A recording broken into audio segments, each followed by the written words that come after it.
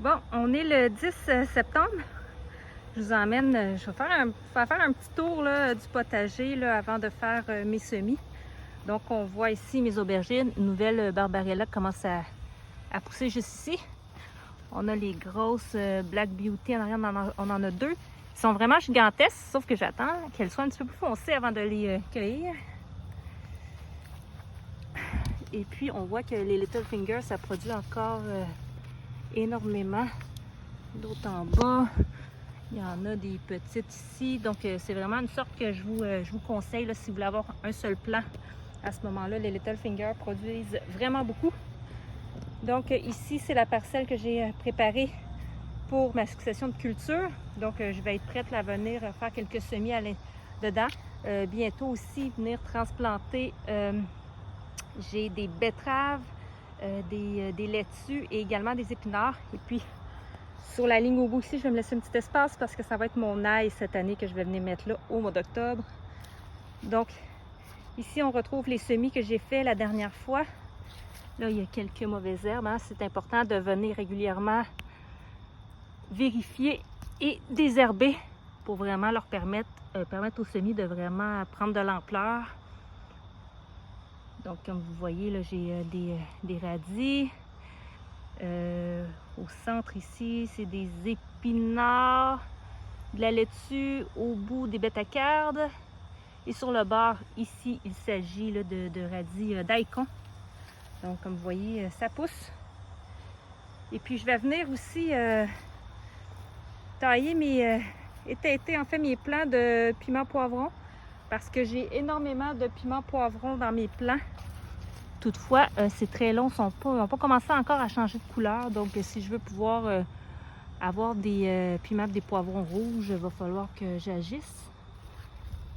Ici, bon, il y a encore...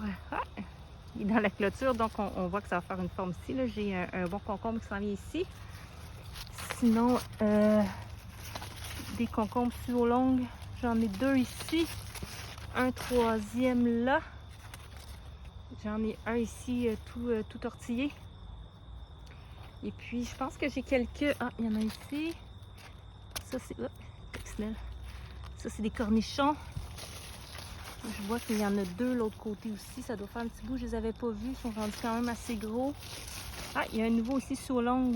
Je vous l'avais dit, hein, mais des Soulong, vraiment, là, ça produit. Je suis satisfaite de ces plants-là cette année. Je dirais qu'au niveau du goût, c'est pas mes préférés, mais ils sont quand même pas pire bons, là. Là, moi, cette année, j'avais jamais vécu ça avant. Là, il y a un petit animal qui vient manger mes concombres et aussi mes tomates. Je vais vous montrer ça. C'est pas le premier concombre que je trouve comme ça. Il y en a un autre petit concombre. Il y en a quand même beaucoup, là. Honnêtement, les cornichons, là, c'est... Non seulement je trouve ça excellent, mais en plus, c'est très productif. J'ai toujours ici mon... je sais pas ce qu'il y a dessus. Mon melon rouge. Je pense qu'il va rester relativement petit, mais l'année passée, j'en ai fait, puis ça vient pas très gros, ces types de melons-là. Je me souviens plus de la sorte, mais mes melons jaunes deviennent plus gros.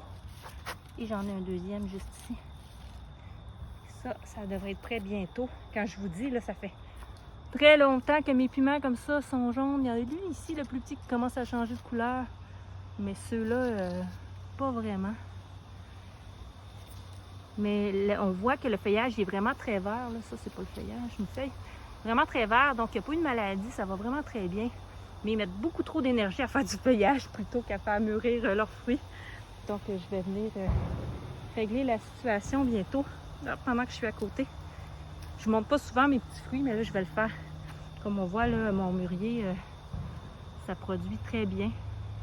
Donc, je vais avoir aussi des très beaux fruits là, pour l'automne. Quand j'aurai plus de légumes, mais au moins j'aurai des fruits. Alors là, je vous emmène aux tomates. Tomates!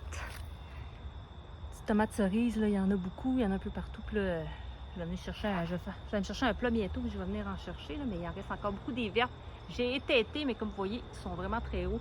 Beaucoup de feuilles. J'ai aussi enlevé des feuilles, effeuillé un peu. Mais je pense que je vais venir effeuiller davantage. Là, je vous montre quand je dis que j'ai des nouveaux petits ravageurs. Mes tomates. Donc ça, c'est des tomates à Manna. Orange Amana, je pense. Celle-ci, c'était juste parce que la forme, je la trouvais spéciale. Mais même elle, elle a été mangée sur le dessus, comme vous pouvez voir. On dirait que c'est comme 2-3 tomates pris ensemble. Donc, je la trouvais originale. Mais bon, je ne vais pas la manger. Elle a été grugée. Donc, il y a celle-ci, comme vous pouvez voir, que j'ai retrouvée là, devant moi, en fait. Moi, là, j'hésite. Écureuil, moufette, raton laveur. Mais cette année, j'ai pas vu de raton laveur. Fait que ça m'étonnerait. Là, je soupçonne les écureuils. Mais ce qui est vraiment décevant, je vous montre. Moi, j'attendais que mes tomates deviennent mûres. Je pense qu'il va falloir que je les enlève quand ils ne sont pas mûrs. Puis je les laisse mûrir dans la maison parce que c'est ce qui arrive. Donc, sur 3 tomates sur ce petit bout-là, là, sur cette branche-là, les 3 tomates ont été mangées. Alors, je vais venir couper ça là, pour pas que ça prenne de l'énergie pour rien. Et puis, si on descend, dès qu'ils viennent, ils adorent les amandas, là, on dirait. Hop, j'ai enlevé cette branche-là. Puis, ils vont même en hauteur, là, sont plus hautes celles-là. Donc, dès qu'elles deviennent jaunes, ils les mangent. Donc, je pense que j'aurai pas le choix de me montrer plus rapide que eux. Et puis même sur les vertes, celle-là, il y en avait une... Ah, ici. Aussi sur les vertes. Celle-là, c'est peut-être des insectes. C'est peut-être pas les mêmes, mais manger comme ça ici, c'est clairement pas juste des insectes, là. Donc, j'ai un ravageur qui vraiment me tape ses nerfs. On va le dire comme ça. Vous voyez? Ça, là. Ça, c'est pas bon. Alors, est-ce que je vais manger des tomates cette année? Déjà que j'ai attendu longtemps avant qu'ils mûrissent. Mes cœurs de bœuf, j'ai pas eu de problème. Je sais pas, c'est parce que j'avais pas encore les ravageurs. J'ai pu les manger, puis ils sont devenus mûrs avant les autres, les cœurs de bœuf. Donc, très contente de mes cœurs de bœuf. D'ailleurs, il m'en reste pratiquement plus parce que on les a pas mal toutes mangées. Comme dans ce plan-là, il en reste que des petites. Là, je suis pas sûre qu'ils vont arriver à maturité, là. Vous le voyez là. Et puis il y a celle-ci là qui reste, puis il y en a d'autres en haut. Donc on va voir, mais elles n'ont pas été grugées pour le moment. On voit ici aussi un autre tomate au sol. Parce que s'il y en a qui ont vécu la même chose, puis qui ont des pistes de solution, du moins qui savent de quoi il peut s'agir, puis surtout des pistes de solution, en fait, j'aimerais bien pouvoir goûter à mes tomates cette année, là. Donc on voit, il y en a d'autres qui s'en viennent. Va-t-il falloir que je vienne les chercher et les laisser mûrir dans la maison? Ils commencent à changer de couleur ici aussi. Ici, il y en a vraiment beaucoup, là. Donc, ils n'ont pas touché à mes petites tomates, mais mes grosses tomates. Surtout ça semble être surtout les oranges. Ça va être leur préféré. Je pense qu'elles doivent être très juteuses. Et puis là, si jamais votre idée, c'est de me dire de mettre une source d'eau à proximité, parce que dans le fond, que ce soit les oiseaux, les animaux viennent manger nos tomates pour venir chercher de l'eau, eh bien, vous pourrez quand même me dire pourquoi ils ne sont pas assez brillants pour venir boire l'eau. J'ai mis ça cette année, justement, une bassine d'eau pour pouvoir leur donner de l'eau, en fait, pour qu'ils ne viennent pas toucher à mes légumes. Eh bien non, je pense que de l'eau tomatée, c'est préférable pour eux. Mais bon, fini mon chiolage, là. On passe à autre chose. Donc ici, j'ai mes navets. Il y a quelques petits insectes qui sont venus manger des feuilles, mais c'est quand même pas si pire. À côté, si je ne me trompe pas, c'est les bêta-cardes. J'ai quelques petits plants de betteraves. Ça ne poussait pas dans ma dernière parcelle, alors je suis venue les transplanter ici. Mais celle-ci, je pense que c'est plus... Non, ça, c'est les épinards. Les betteraves sont ici. Et puis, les bois haricots que je vais venir chercher. Ça, c'est la deuxième plantation d'haricots que j'avais fait. Donc, j'en ai encore pas mal. Je vais devoir venir m'occuper de ça. Et ça, c'est mon avant-dernière rangée de carottes. Devrait en avoir la majorité qui sont peut-être prêtes. Je vais laisser plus longtemps. Ici, ce bout de parcelle-là où j'avais d'ailleurs une partie de mon ail qui était plus petite. Comme on voit, les carottes que j'ai mis ici ne sont pas très grosses. Donc, on voit que c'est vraiment moins fertile. Surtout celles-ci, elles ont été faites avant celle-là. Puis les dernières sont plus grosses que les avant-dernières. Donc, c'est ça. Alors maintenant, je vais juste venir me charger de cette parcelle ici où je vais avoir l'ail en octobre puis l'année prochaine. Donc je vais me laisser de l'espace pour venir transplanter les plants que j'ai partis dans la maison. Et je vais venir faire quelques semis directs ici. Alors je vous montre ça dès maintenant. Donc je viens de me tirer une ligne ici. Ici, ce côté-ci, ça va être l'ail, fait que j'ai mis un 20 cm d'espace pour mon ail. Donc, je ne vais pas planter à l'extérieur de ce cordeau-là. Je vais planter à l'intérieur. Donc, je vais laisser un allée également au centre là, pour venir mettre, pour transplanter en fait mes épinards, mes laitues et mes betteraves là, que j'ai déjà partis à l'intérieur. Donc, sur le côté à l'extérieur, c'est là que je vais venir mettre en pleine terre directement. Encore des radis petit déjeuner et des navets également. Donc, parce que j'aime bien le navet, parce que aussi j'ai eu de la difficulté avec les navets la dernière fois, là, qui se sont fait manger par des mini-vers. Fait que ce que je vais venir faire, je vais venir à ce moment-là semer ici, puis je vais mettre un voile par-dessus là, pour empêcher les petits papillons de venir pondre à proximité et puis de manger à ce moment-là ce qui est radis et navets.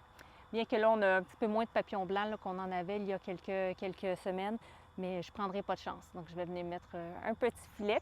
Et puis, en même temps, quand j'aurai ma laitue ici, avec mes épinards, bien, le filet, ça va permettre de les protéger. Puis, comme ils ne seront pas prêts maintenant, mais quand ils vont se mettre à faire un petit peu plus frais, bien, il va faire un petit peu plus chaud, là, quelques degrés, pas beaucoup, mais quelques degrés quand même, là, plus élevés là, avec le filet. Alors, je commence ça, je vous montre ça. Je vais commencer par gratter juste un petit peu la surface de la terre. À la surface, vous ne le voyez peut-être pas. Quand je suis venue faire ma parcelle, j'ai mis aussi des granules par la suite de fumier de poule. Donc, c'est ce que ça a donné là, avec la pluie. Je vais venir juste gratter en surface pour décompacter, mais même si ce n'est pas très compact, mais aussi enfuir là, légèrement là, le fumier de poule. Donc, je fais ça, puis par la suite, là, je commence mes semis.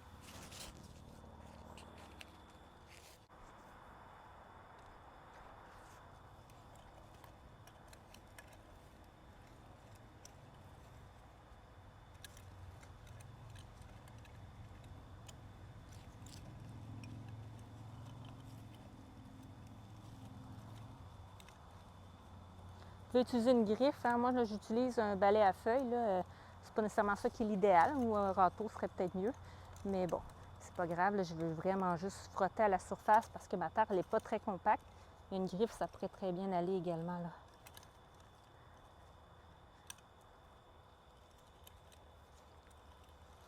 Puis il a mouillé, je crois que c'est hier soir, là, mon sol il est bien humide. Ce qui est parfait pour faire des semis. Et comme vous voyez, je ne le fais pas au plein soleil. Je le fais en fin de journée, fin d'après-midi. C'est quand même relativement... le soleil est caché derrière les arbres à ce temps-ci de l'année. Donc, c'est parfait pour les semis. Voilà. Je vais prendre ma mesure, en fait, parce que je ne veux pas semer trop proche de la ligne du centre, compte tenu que je vais avoir des laitues et des épinards. Donc, je laisse minimum 20 cm. Idéalement, ce serait 40 cm si on veut des grosses laitues. Je ne pense pas me rendre à de grosses... Ah, j'ai un petit verre ici, il semble mort. Moi, pas très fort, je pense que je l'ai ratelé. Un petit verre de terre. Je vais mettre de l'autre côté. Donc, c'est ça, mais là, je vais laisser un 20 cm, c'est suffisant là, pour la grosseur que je vais avoir. Donc, c'est ici, le 20 cm. Donc, j'ai suffisamment d'espace. 20 cm, en fait, je vais le partir ici, 20 cm. Ouais. Ouais, fait que je vais juste venir les mettre ici sur le rebord, vraiment, là, de la butte. Alors, la première étape va consister à faire un petit sillon pour pouvoir venir mettre nos graines. Donc, je vais juste partir comme ça. Je pense que ça va aller mieux si je le creuse un peu.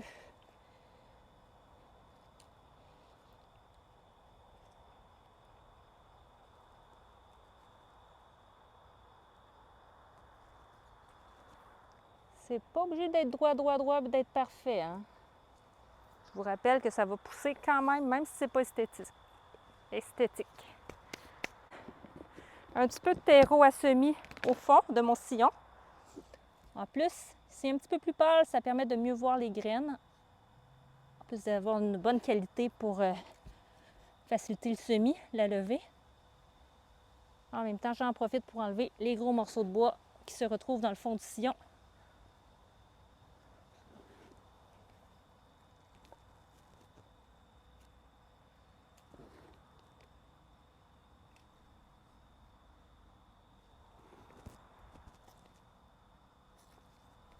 Et voilà.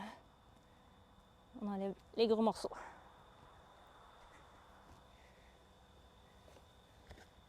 Puis je vais commencer par les radis petit déjeuner. Voilà la grosseur. Vous voyez, c'est quand même assez gros comme graines. Je les mets aux 2 à 4 cm en terre, en fait. Et puis après ça, bien, vous pouvez, si vous les trouvez trop collés, vous pouvez les éclaircir. Mais comme c'est des radis qui sont faits plus sur le long, 2 à 4 cm, c'est parfait. Si vous les mangez quand même relativement petits, puis c'est ça, vous pouvez les éclaircir au besoin. Donc, vous pouvez aussi mouiller directement le sillon, que ce soit bien humide. Moi, j'ai mis une petite couche mince de terreau à semis, puis mon sol est déjà bien humide, fait que je vais juste humidifier à la surface, mais vous pourriez passer là, de l'eau directement dans le sillon.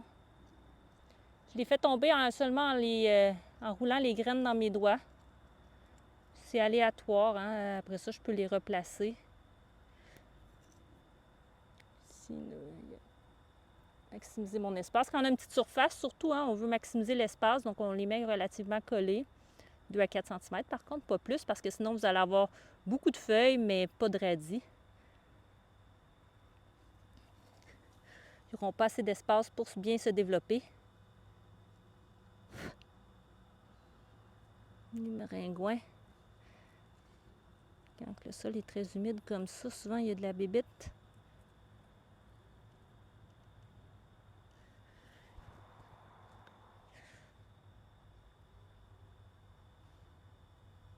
Donc, je vais finir mes graines dans cette partie de sillon-là. Le reste, ça va être pour les navets.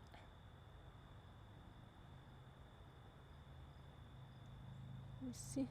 Il faut en mettre un petit peu plus que nécessaire parce que ça ne veut pas dire qu'on va avoir un taux de germination de 100% non plus.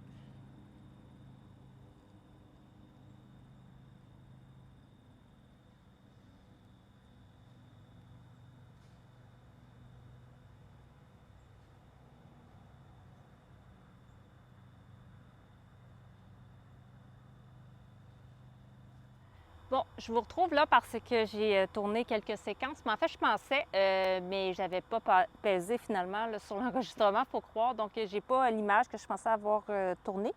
Donc, tout ce que j'ai fait, j'ai complété ici avec mes navets sur le bord. Ce que je disais, c'est qu'on met environ, après ça, j'ai remis un petit peu de terreau à semis par-dessus. Je disais qu'on met environ 2 fois et demi la grosseur de la graine, donc c'est une mince couche. Et moi, j'aime bien venir tasser la terre avec le dos de ma main pour vraiment coller le terreau sur la graine pour assurer à ce moment-là l'humidité, la germination. Mais bien sûr, dès qu'on va arroser, ça colle aussi le terreau. Si vous préférez comme ça, vous pouvez le faire. Mais moi, j'ai l'impression que à ce moment-là, je m'assure vraiment d'avoir le contact là, du terreau avec la graine. Donc ça, c'est ce que j'ai dit.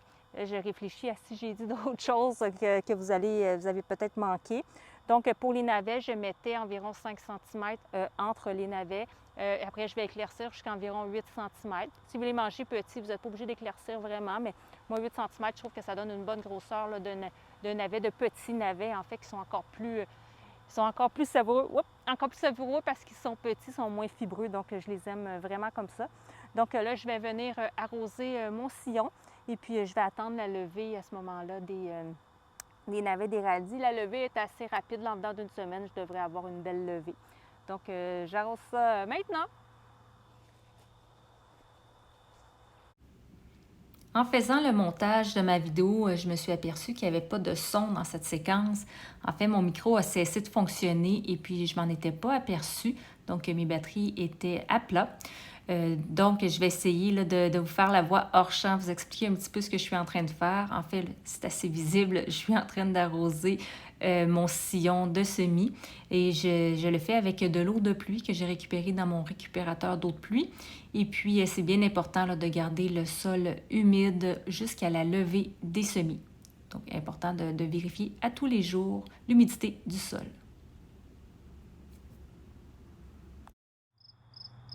Donc, j'ai choisi de conclure cette vidéo devant ma planche de carottes et d'oignons. J'ai des oignons jaunes, des oignons blancs, des oignons rouges, différents types de carottes. Ici, ce sont les premières carottes que j'ai semées en début de saison, donc au mois de mai dernier. Ce que je vais faire dans les prochaines vidéos, j'ai l'intention de venir récolter mes carottes qui sont du moins dans cette parcelle-là et d'en faire la conservation. Ça va être la même chose pour mes oignons. D'ailleurs, les oignons, je vous en montre un. Ça, c'est les oignons moyens. J'en ai des plus gros, mais en moyenne, sont à peu près cette grosseur-là. Donc, ils pourraient être plus gros pour la conservation. D'ailleurs, si vous récupérez vos oignons quand c'est sèche comme ça, c'est à ce moment-là qu'on va récolter les oignons. Sortez-les de terre, laissez-les sécher. S'ils annoncent, par exemple, beau pendant plusieurs jours, laissez-les sécher au sol. Sinon, dans un endroit qui est frais et également là, bien aéré pour vraiment les laisser sécher si vous voulez les conserver longtemps. Donc, moi, dans la prochaine vidéo, je vais faire la conservation. Je vais vous montrer comment je fais, notamment en lactofermentation, donc dans des bocaux. Donc, si vous avez un intérêt là, pour la conservation en bocaux, en lactofermentation, c'est ce que je vais faire là, pour mes carottes, probablement mes oignons et également là, mes concombres. Donc, suivez mes prochaines vidéos. J'espère que vous avez apprécié cette vidéo, en fait, qui est une vidéo un peu spontanée, elle n'était pas prévue. Donc, je suis sortie avec mon téléphone, puis j'avais des choses à faire au potager, donc j'ai pris certaines séquences. Donc, j'espère quand même que vous avez apprécié le format. Merci beaucoup d'avoir visionné. N'hésitez pas à me mettre un pouce si vous avez aimé, des commentaires, ça me fait toujours plaisir. Abonnez-vous si ce n'est pas déjà fait. Et je vous dis à une prochaine vidéo. Au revoir.